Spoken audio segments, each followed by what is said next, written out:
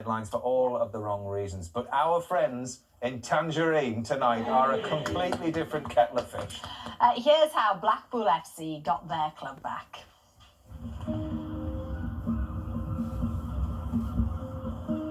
Imagine loving your football team so much that you couldn't bear to watch them play. That's what it's been like to support Blackpool for the past 4 years. But today...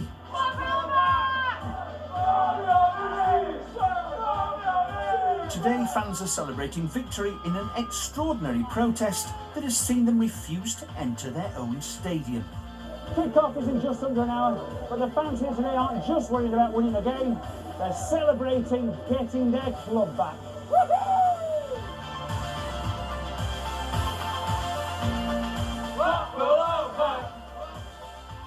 Older viewers will remember this proud old club winning the FA Cup way back in 1953.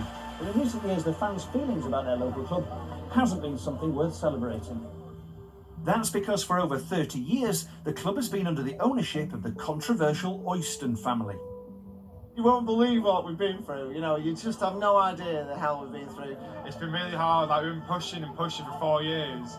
Out of nowhere, we've actually finally got our chance to actually be back. I'll never, ever, ever forgive the Oystons for what they've done. Someone's going to win £100,000.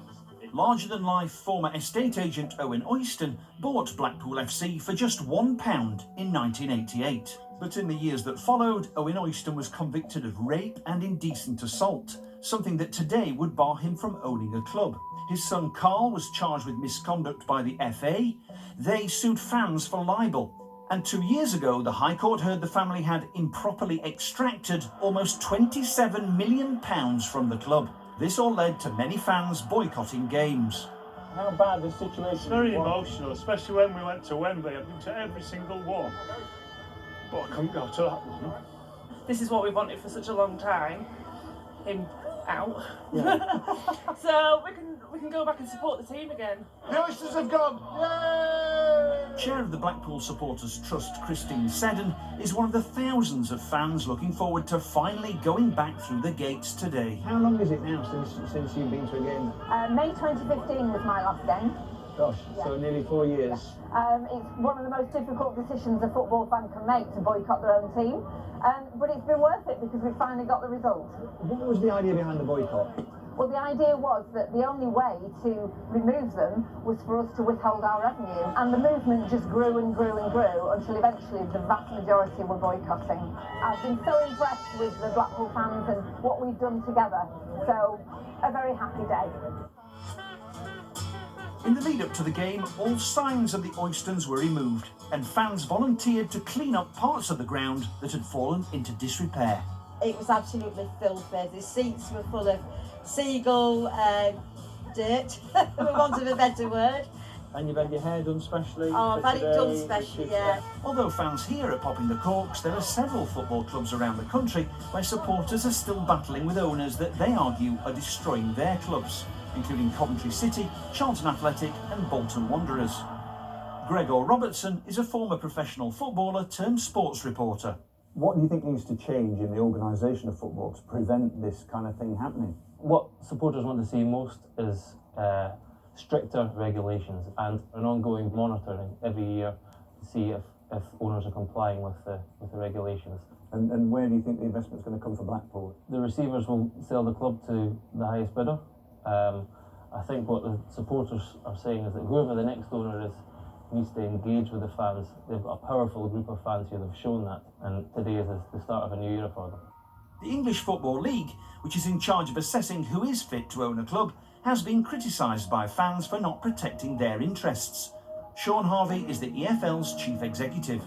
If the financial mismanagement gets to the level of fraud or a criminal activity, then yes, we've got to try and ensure that some of the issues are resolved. But we can't tell a club how to spend its money and what it should do. They are all individual businesses and have the right to make that choice. The average home crowd at Bloomfield Road over the past 3 years has been under 5,000. But today, nearly 16,000 pour in to see Blackpool FC get a last-minute equaliser against Southend. The rest of the football world take note. This is what it feels like to get your club back.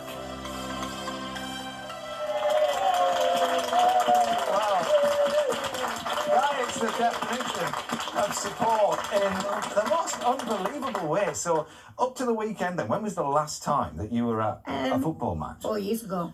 It was 4 years? Yeah, Huddersfield game, last game of the season 4 years ago. And so how hard has it been for you then, being a staunch supporter, actually not being able to go and support very your hard, team? Very hard, yeah. So we really missed it. Yeah. It's not going on, but it's been worth it in the end. Has it really? Yeah, definitely been worth it. So. Well, Tony, you've got the Tangerine Dream is back on track. I mean, what is the plan from here? Because at the moment, then you've got no owner. Well, hopefully, new owners will see what happened on Saturday. The turnout from the Blackpool public was massive. The support, the feeling in the town that, you know, that club is worth investing in, and someone perhaps watching tonight wants to buy the club. This is the big picture. And Christine, what was it like for you then to get back into that stadium and look at the crowd that was around you? Because very different to the 4,000 that we were. Very different. I mean, we've missed it so much. The fans coming back, it's been like a dam waiting to break. So it was emotional. It was just wonderful, and seeing so many children and young people, because we've been very worried that we've possibly lost a generation in during these troubles. So to see so many young people so enthusiastic, because they're our future, was wonderful. So, you know, the future is bright, the future is Tangerine. And then the spirit then amongst the Seasiders now for the matches that are coming up. I mean, how is it feeling at the moment? It's really good. It's really good. We're on the crest of the wave, we are, So it really doesn't matter how many goals go in the back of the net. It's just about being there and showing you. Yeah, because I guess the players aren't that used to feeling all that support. I was worried they were going to get stage fright, to be honest. Really? Super. And you were all involved in cleaning up the stands as well then? You didn't mind any of that? That was all part of it? I just saw like covered in bird poo and everything, and people were scrubbing away, and everyone cleaned up after the game, came with bin bags, volunteered, cleaned up all the bottles and everything. Well, I think it's magic, honestly, to have watched that and to feel the love that you've got for that team. It really is super. Let's hear it one more time for these strong supporters. There you go.